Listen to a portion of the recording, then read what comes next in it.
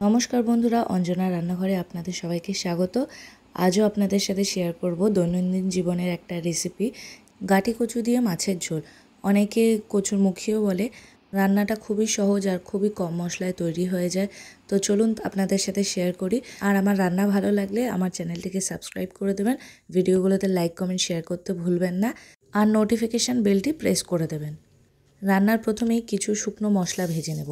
নিয়েছি এখানে বেশ অনেকটা ধনেটা প্রথমে হালকা একটু ভেজে নেব, কারণ গোটা ধনে ভাজতে একটু সময় লাগে। জিরে দিলেই সাথে সাথে পুড়ে যাবে। প্রথমে 20-30 সেকেন্ড ধনেটা ভেজে নেব, তারপরে গোটা জিরে দিয়ে দেব। গোটা জিরে দেওয়ার পরে 10 থেকে 15 সেকেন্ড ভাজলেই হয়ে যায়। আর হ্যাঁ, আমি এখানে যতটা পরিমাণ মশলা ভেজেছি সবটাই গুঁড়ো করে কিছুটা রেখে দেব। সবটা কিন্তু রান্নায় ব্যবহার করব না, আপনাদের আগেই বলে দিলাম, কারণ আমি এরকম কিছু রান্নায় ভুল করেছি। যাই হোক, কিছুটা মশলা রান্নায় ব্যবহার হবে আর কিছুটা মশলা রেখে দেব। আমি এখানে তেলাপিয়া মাছ দিয়ে কচুমুখির ঝোল করছি। তেলাপিয়া অথবা লালেন্টিকা হবে, আমি ঠিক চিনি না। মাছ কেটে ধুয়ে জল ঝরিয়ে রাখা আছে, তাতে নুন আর পরিমাণ মতো হলুদ দিয়ে মাখিয়ে রেখে দেবো 5 মিনিটের জন্য। ইলিশ মাছ দিয়ে রান্না করলেও কিন্তু কচুমুখির ঝোল খুব ভালো লাগে, আপনারা একদিন বানিয়ে দেখতে পারেন। এবার কড়াইতে দেব বেশ কিছুটা সাদা তেল।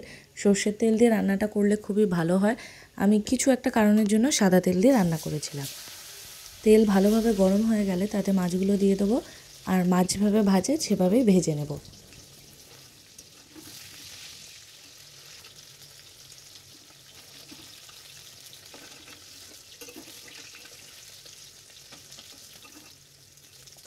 বাকি সব মাছ এভাবেই ভেজে নেব, আর কিছুটা তেল যদি থাকে রেখে দেব, আর অল্প একটু তেল নেব।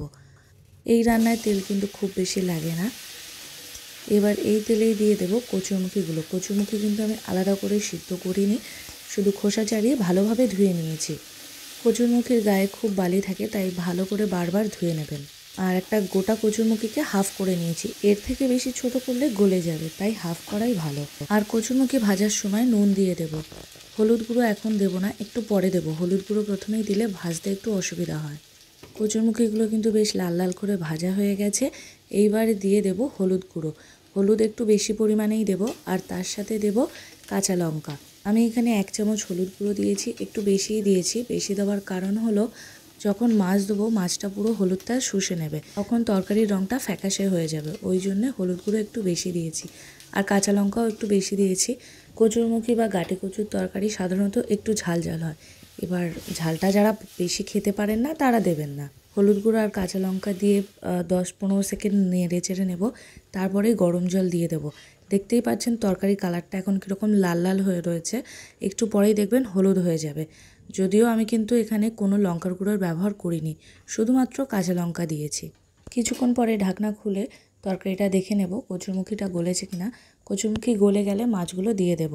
মাছ দেওয়ার পরে দেখতেই পাচ্ছেন তরকারির কালারটা কীরকম হলদে হয়ে যাচ্ছে। হলুদ গুঁড়ো একটু বেশি দিয়েছিলাম বলে রঙটা ঠিকঠাক আছে, আর হলুদ গুঁড়ো যদি কম দিতাম তাহলে তরকারির রঙটা এতক্ষণ ফ্যাকাশে হয়ে যেত। এবার রান্নায় আসল উপকরণ দেওয়ার পালা, ফোড়ন দেওয়ার জন্যে আমি তরকারিটা নামিয়ে রেখেছি একটা গামলায়, আর একটা বাটিতে মশলা তৈরি করে নেব। 2 চামচ জিরে গুঁড়ো আর 1 চামচ গোলমরিচ গুঁড়ো, আপনারা চাইলে বেটেও দিতে পারেন। এই মশলাটা আমি জলের সাথে মিশিয়ে নিয়ে তরকারিতে ঢেলে দেব। বাটি ধোয়া জলটাও দিয়ে দেব। রান্নায় কিন্তু এই সামান্য মশলাটুকুই পড়বে, আর কোনো মশলা পড়বে না। মশলাটা তরকারির সাথে মিশিয়ে দিয়েছি। এবার কড়াইতে দিয়ে দেবো আবারও কিছুটা তেল। তেলটা গরম হয়ে গেলে তাতে ফোড়ন দেবো গোটা জিরে। ফোড়নটা একটু ফুটে গেলে তরকারিটা ঢেলে দেবো, আর ঢেলে দিয়েই ঢাকনা চাপা দেবো। মা ঠাকুমার থেকে শোনা, তরকারির ফোড়ন দেওয়ার পরে ঢাকনা দিলেই ফোড়নের গন্ধটাও উবে যায় না। আর তরকারিতে ফোড়ন দিলে তরকারির নাকি আলাদাই স্বাদ হয়। ঢাকনা চাপা দেওয়ার কয়েক সেকেন্ড পরে আবার ঢাকনাটা খুলে দেব, আর তারপরে একটু নেড়ে চেড়ে দেবো। এবার তরকারিটা 5 মিনিট মতো ফুটিয়ে নিলেই হবে, যাতে জিরে গোলমরিচের যে কাঁচা গন্ধটা সেটা না থাকে। গাটি কচুর তরকারি রান্না করতে গেলে কিন্তু দুটো জিনিস মনে রাখতে হবে। প্রথম, গাটি কচুতে কিন্তু ঠান্ডা জল দেওয়া যাবে না, গরম জল দিতে হবে অবশ্যই। ঠান্ডা জল দিলে কিন্তু কচুরমুখি সিটে যাবে, সিদ্ধ হতে টাইম লাগবে।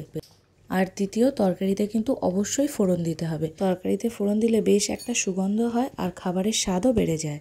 এবার নামানোর আগে ভাজা জিরে ধনে গুঁড়োটা দিয়ে দেব। এই ভাজা মশলা তরকারি দিলে কিন্তু আলাদাই একটা সুগন্ধ হয়, খেতে দুর্দান্ত লাগে। আজকের এই হালকা পাতলা তরকারির রেসিপিটা কেমন লাগলো জানাবেন, আর যদি ভালো লাগে কমেন্ট করে জানাবেন। আমি আরও এরকম রেসিপি দেওয়ার চেষ্টা করব, আর আমার ফেসবুক পেজটিকে ফলো করে দেবেন।